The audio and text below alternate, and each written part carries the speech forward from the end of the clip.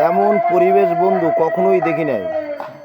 দেখুন, আমার বয়স 40। আমি 12 বছর বয়সে গান বাজনা লাইনে ঢুকেছিলাম।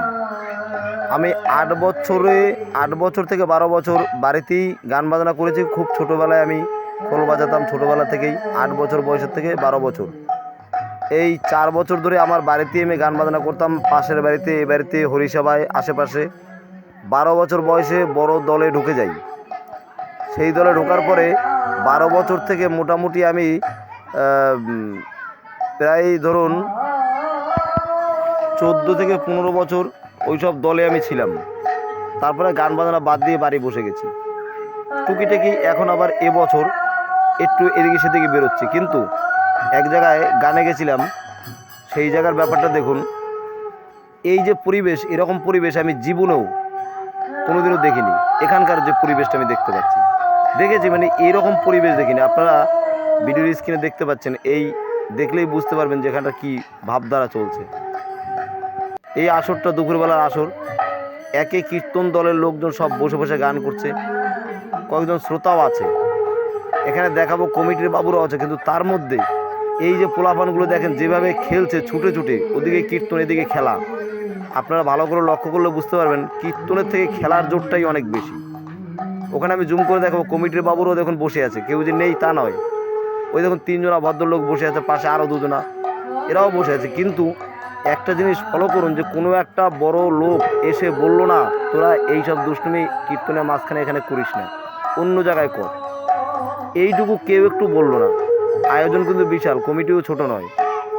দেখুন ওই যে দূরে প্যান্ডেল দেখতে পাচ্ছেন, ওই যে লাইট জ্বালানো, ওখানে মহোৎসবের ব্যাপার রয়েছে। ওখান থেকে টোটালটা আমি দেখাচ্ছি, দেখুন টোটালটাই দেখাচ্ছি কত বড় জায়গা নিয়েছে। আর যারা খেলছে, এই দেখুন কমিটির লোকেরা দেখুন কীভাবে বসে বসে দেখছে, রীতিমতন তারা দেখছে। আর যারা খেলছে তারাও কিন্তু একদম ছোট নয় বন্ধুরা, দেখুন সব কিন্তু বড় বড়। আর যেভাবে খেলছে, এগুলো আমার মানে কি বলবো, এখন শুধু কীর্তন নয়, সব কাজেই ফাঁকি শুরু হয়ে গেছে, সব কাজেই কেমন যেন মানুষের মন নেই। এটাই আমি বোঝাতে চাইছি। হয়তো 2-1 জনা বাচ্চারা খেলতেই পারে দূরে, সে ছোটোখাটো যদি হয়, সে দৌড়াদৌড়ি করে, তবুও দেখবেন 2-4-5 বছরের বাচ্চারা দৌড়াদৌড়ি করলে সেটাও কিছু বলার থাকে না। কিন্তু যদি একটু 8-9 বছরের বাচ্চারা দৌড়াদৌড়ি করে, তাহলে কিন্তু গার্জিয়ান যারা আছে বা বড় যারা আছে তারা বাধা দেয়। আর এখানটা আমি দেখতে পাচ্ছি যে একটা কেউ এসে বললো না তোরা এরকম দুষ্টুমি করিস না। তাহলে পরিবেশটা বুঝতে পারছেন যে কোন জায়গায় পৌঁছে গেছে। কলির শেষ বলে না, সেই কলির শেষ। এই দেখুন দেখুন কীভাবে খেলছে দেখুন, যেটা দেখে আমি ভিডিও না করে আর পারলাম না। জায়গাটা বলে দিচ্ছি, হাওড়া কাটোয়া লাইনে বেলের হল নেমে আপনার ইয়েতে করে যেতে হবে, টোটোতে করে যেতে হবে, টোটো বা অটো করে যেতে হবে জামালপুর। এটা জামালপুরের গান।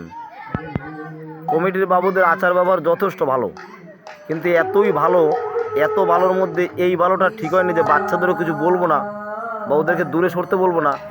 এত বেশি ভালো আবার ভালো না, কথা বলে না, ভালো ভালো সবই ভালো, কিন্তু এত বেশি ভালো না, সেইটাই আমি দেখাচ্ছি আপনাদের। যাই হোক, বর্তমান কীর্তন এবং ধর্মের পরিস্থিতি যে কোথায় চলেছে বা কী হতে চলেছে সেটা একটু তুলে ধরলাম। নতুন সাবস্ক্রাইব যারা আছো, তারা যারা নতুন ভিডিও দেখছো তারা একটু সাবস্ক্রাইব করে দিও, এবং যারা ছোটো আছো তারাও একটু সাবস্ক্রাইব করে দিও। এরকম ভিডিও আমি তোমাদেরকে দেব। আমি টাকা পয়সা নিয়ে ভিডিও দিয়ে থাকি।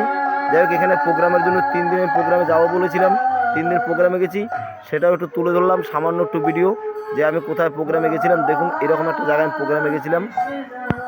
আর আপনারা শেয়ার করে সমস্ত কমিটিকে সতর্ক করে দিন যে এইরকম ধরনের যেন হরিনামের মধ্যে কেউ না করে। সেইটা একটু কৃষ্ণভক্ত যারা আছেন সবাইকে শেয়ার করে দেখিয়ে দিন, এটা করা ঠিক নয়। নমস্কার।